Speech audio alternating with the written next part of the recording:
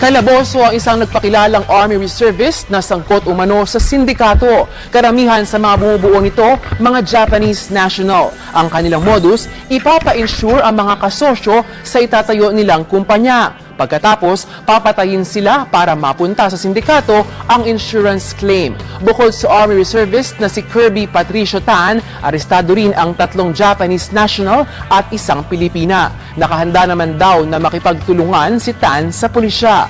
Sa Santa Ana, Manila naman, natagpuan ng isang patay na bagong silang na sanggol sa labas ng simbahan. Kwento ng security guard, isasara na sana niya ang gate ng simbahan nang makita ang sanggol na nakalagay sa shoebox. Itinurn over na ito sa pulisya. Inaalam pa kung sino ang nag-iwan sa bata. Facebook friends, binatikos ng international NGO na Human Rights Watch ang kampanya kontra droga ng Administrasyong Duterte. Sa ngalan ng pagsugpo sa droga, isinawalang bahala raw ng Pangulo ang karapatang pantao at ginawang cornerstone ng government policy ang hindi raw makatarungang pagpatay sa mga kriminal. Pinuri pa raw ng Pangulo at ng mga senior government official ang anilay killing spree laban sa mga sangkot sa droga at hindi pinanagot ang mga nasa likod nito. Ayon sa Commission on Human Rights, hindi na nakakagulat ang report ng international NGO. May report din daw silang ilalabas pero tinatapos pa ito. Si Senador Richard Gordon na chairman ng Senate Committee on Justice and Human Rights, inaasahan na rin ang ganitong report ng Human Rights Watch. Pero mukhang hindi lang daw nauunawaan ng NGO ang estilo ng Pangulo na shock and awe laban sa mga drug suspect. Hindi raw polisiya ng gobyerno ang pumatay. Bakit ang anak ko? Bakit? Bakit ang anak ko? Angela Leasing could only ask questions about the sudden death of her son Joel.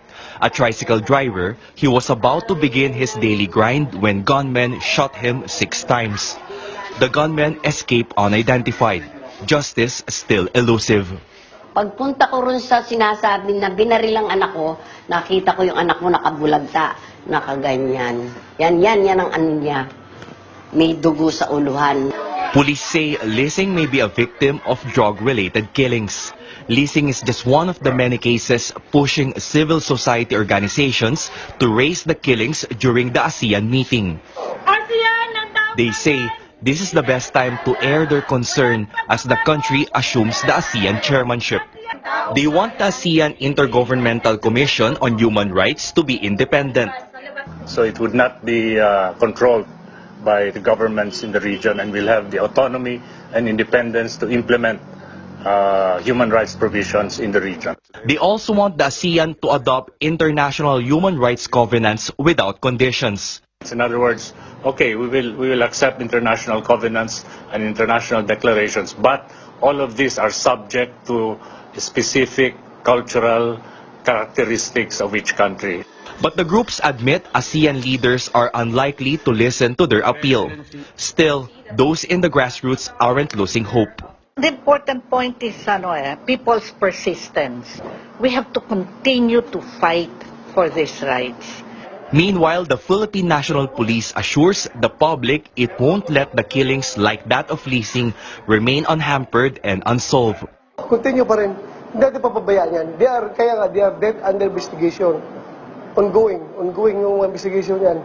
While President Rodrigo Duterte aspires for significant partnerships with other nations, he remains firm that the government will continue to resolve corruption and the proliferation of illegal drugs in the country. Rosalie Cos will tell us why. In front of the diplomatic corps members and during his first Van d'honneur under his administration, President Rodrigo Duterte once again showed his sense of humor. To your success, Excellencies,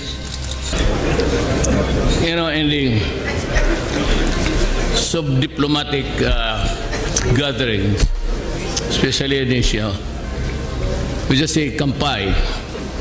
It's always bottoms up. So be careful with this, our Asian brothers and sisters. When they say kampai, I say no, just half of the kampai. President Duterte, together with Foreign Affairs Secretary Perfecto Yasay, welcomed each diplomatic corps member and representatives of various international organizations and diplomatic missions during the Vandinur in Malacanang. Members of the cabinet were also present at the diplomatic function, along with top officials of the three branches of the government. During his speech, President Duterte reiterated the will of the government to resolve the corruption and apparatus of illegal drug trade in the country. The administration will remain firm in its resolve to hold the corrupt accountable for their deeds. We will make criminals responsible for their actions, and we will work very, very hard to finally break the apparatus of the illegal drugs trade. President Duterte also expressed desire to have significant partnerships with other nations. This is for the effective change longed for not only in the country but throughout the Asia-Pacific region, since the Philippines holds the ASEAN chairmanship this year. Aside from this, President Duterte also appealed to the stakeholders to support the government in pursuing lasting peace in Mindanao and with the communist groups. He also values the country's current partnerships while attaining new friendships. Friendship, after all, knows no bound.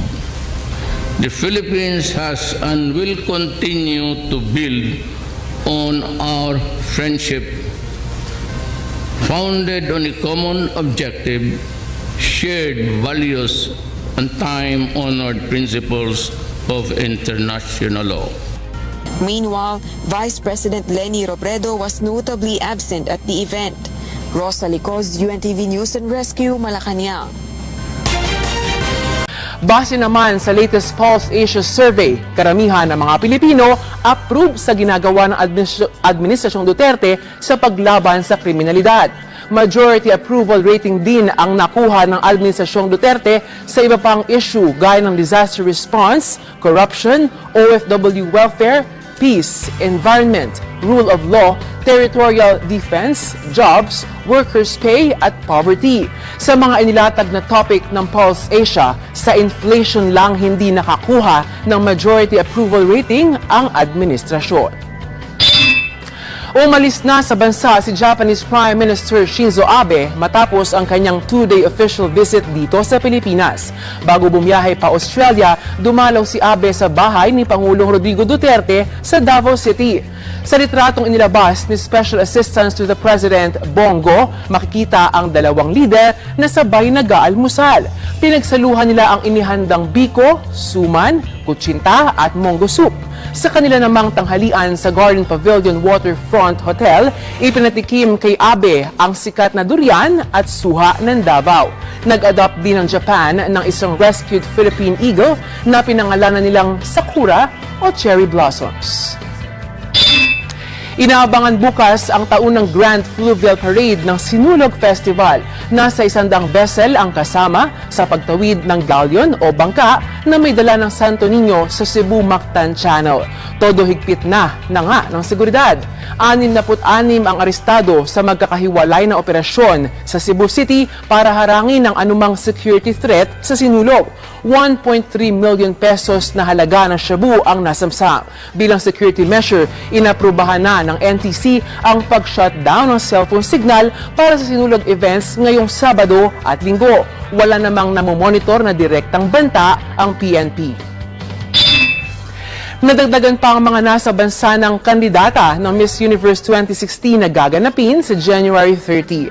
Ang reigning Miss Universe na si Pia Wurtzbach nanawagang wag i-bash ang candidates. Magre-reflect daw kasi ito sa impresyon nila sa mga Pilipino.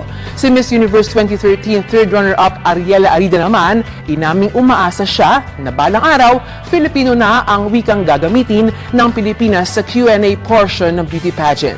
Proud namang ibinahagi ng aktor ni Sir Robin Padilla ang picture ng kanyang mag-ina na sina Mariel Rodriguez at Baby Isabella na dumating na galing Amerika. At sa pambihirang pagkakataon, nakuna ng video ang isang rare ruby sea dragon. Check out the video on gmanews.tv.